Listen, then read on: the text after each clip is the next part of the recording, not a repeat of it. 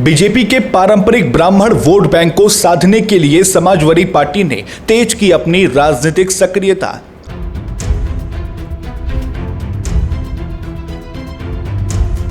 गोरखपुर में बीजेपी को शून्य पर घेरने का सपा कार्यकर्ताओं ने लिया संकल्प, जमीनी कमजोरियां करेंगे दूर।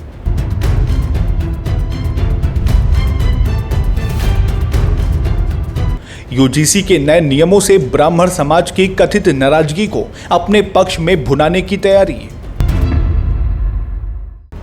यूपी की राजनीति में अचानक एक ऐसा तूफान आया जिसने सत्ता पक्ष की नींद उड़ा दी है।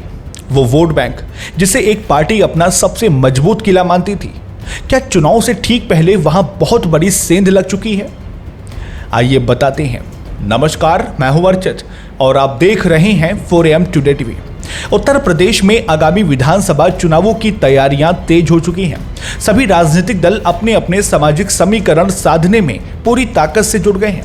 इसी कड़ी में समाजवादी पार्टी ने ब्राह्मण समाज को साधने के लिए एक बिल्कुल अलग रणनीति बनाई है। सपा की इस नई रणनीति में कैसे बीजेपी के पारंपरिक वोटर्स शामिल हो रहे हैं और क्यों ये राजनीतिक विश्लेषकों के बीच चर्चा का विषय बना हुआ है, आइए इसे विस्तार से समझते हैं। क्योंकि यूपी की राजनीति में जाति समीकरण ही हमेशा हार जीत तय करते हैं। चाहे यादव हो, मुस्लिम, दलित, ओबीसी या सवर्ण, हर वर्ग को साधने की कोशिश चुनाव से ठीक पहले ही शुरू हो जाती है। अब समाजवादी पार्टी की नजर उस खास वर्ग पर है जिसे लंबे समय से बीजेपी का मजबूत समर्थक माना जाता रहा है, यानी ब्राह्मण समाज। जी हां, सपा ने ब्राह्मण वोट बैंक को लेकर अपनी राजनीतिक सक्रियता काफी तेज कर दी है। सूत्रों के मुताबिक पार्टी अब प्रदेश भर में ब्राह्मण सम्मेलन, संवाद कार्यक्रम और वरिष्ठ ब्राह्मण नेताओं की सक्रियता को अपने मुख्य एजेंडे में शामिल कर रही है। हाल ही में लखनऊ स्थित पार्टी कार्यालय में समाजवादी ब्राह्मण सभा के पदाधिकारियों और कार्यकर्ताओं की एक अहम बैठक हुई, जिसमें अगस्त महीने में प्रस्तावित कार्यक्रमों और संगठन को बूथ स्तर तक मजबूत करने की रणनीति पर चर्चा की गई। इसके साथ ही गोरखपुर जिले के कार्यकर्ताओं के साथ अलग से बैठक की गई। गोरखपुर में इस बार परिणाम बदलने के लिए नेताओं ने बड़ा संकल्प लेते हुए कहा कि जहां पर हमारी जो कमजोरी रहेगी उसे दूर करेंगे।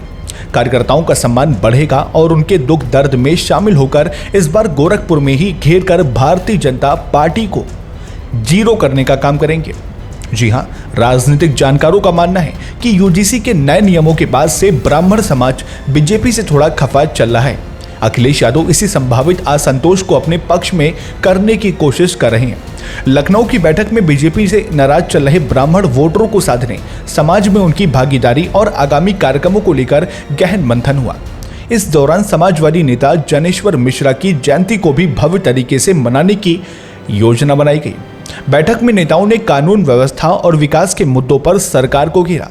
नेताओं का कहना था कि अपराध के आंकड़ों में यूपी नंबर 1 है और गोरखपुर में दलितों के विरुद्ध सबसे ज्यादा अपराध हो रहे हैं।